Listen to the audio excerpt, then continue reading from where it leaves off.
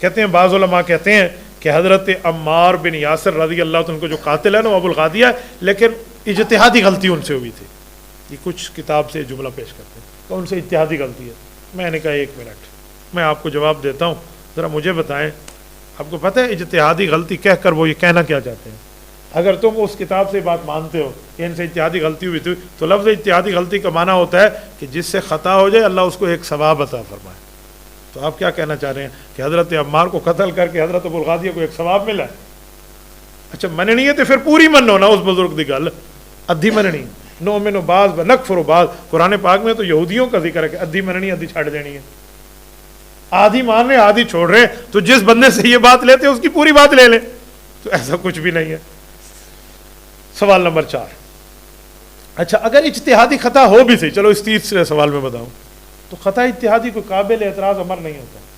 خطا اجتہادی پہ تو پھر اجر ہوتا ہے، تو پھر تو قابل اعتراض بنتا ہی نہیں ہے. آپ اس معاملے کو یہاں سے کہاں لے کر آ گئے؟ چوتھا سوال. جنگ صفین میں حضرت علی حضرت عمار کے لشکری تھے، لشکر علی میں شہید ہوئے. حضرت معاویہ کا لشکر ان سے لڑ رہا تھا، تو قاتل حضرت معاویہ اور اس کا گروہ بنا نا.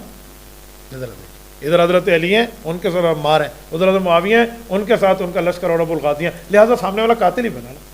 یعنی 2 لشکر ٹھہرے، دوسرا ہر پہلے لشکر کا قاتل ہے، یہ بھی کوئی لاجک ہے دنیا میں؟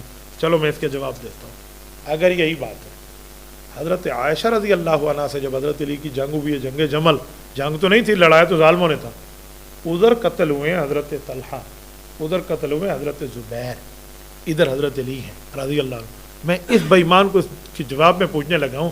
حضرت زبیر کے قاتل کے لیے حدیث موجود ہے، اور وہ حدیث ہے نبی پاک صلی اللہ علیہ وسلم نے ارشاد فرمایا، البدایہ میں موجود ہے، بشر قاتل ابن صفیہ بالنار، میری پھوپھی صفیہ کے بیٹے حضرت زبیر بن العوام کے قاتل کو جہنم کی خوشخبری سنا دو. یہ حضرت عائشہ کے لشکر میں شہید ہوئے ہیں، وہیں سے نکل گئے. حضرت علی المرتضیٰ کے لشکر کے مقابلے میں قتل ہوئے ہیں. نعوذ باللہ نعوذ باللہ نعوذ باللہ. کوئی بے ایمان حضرت علی پر جہنمی ہونے کی بات کرے گا اس لیے کہ حضرت عمار سامنے والے لشکر میں شہید ہوئے. فما جوابوں کو فوا جواب ہونا، جو آپ کا ہے وہی ہمارا. اس کا جواب آپ دے دیں. کبھی بھی نہیں دیں گے. کہتے نہیں ان کا تیسرا گروہ قاتل تھا، یہاں بھی حضرت عمار کا تیسرا گروہ قاتل تھا، اس میں حضرت علی معاویہ کا تعلق نہیں. میرے دوستو یہ معاملہ یہ آپ کے سامنے واضح ہو گیا. لیکن اب یہاں ایک بات سنیں، یہ جو میں گفتگو کر رہا ہوں میرا مطلب نہ حضرت علی پر طنز ہے نہ حضرت معاویہ پہ طنز ہے، دونوں ہمارے آنکھ کے تارے ہیں. بتانا یہ چاہ رہا ہوں کہ یہ جو حضرت عمار بن یاسر کی حدیث کو ڈھال بنا کر معاویہ پہ بک بک کرتے ہیں، ہم ان کو واضح کر دیں، ورنہ حضرت علی المرتضیٰ کے معاملے میں ہم کل بھی ساتھ تھے، آج بھی ساتھ. ہمیں حضرت علی المرتضیٰ سے نعوذ باللہ کسی قسم کے کوئی بغض اور اختلاف کی بات نہیں ہے. ان کی خلافت تو خلافت راشدہ ہے، علی منہاج النبوہ ہے.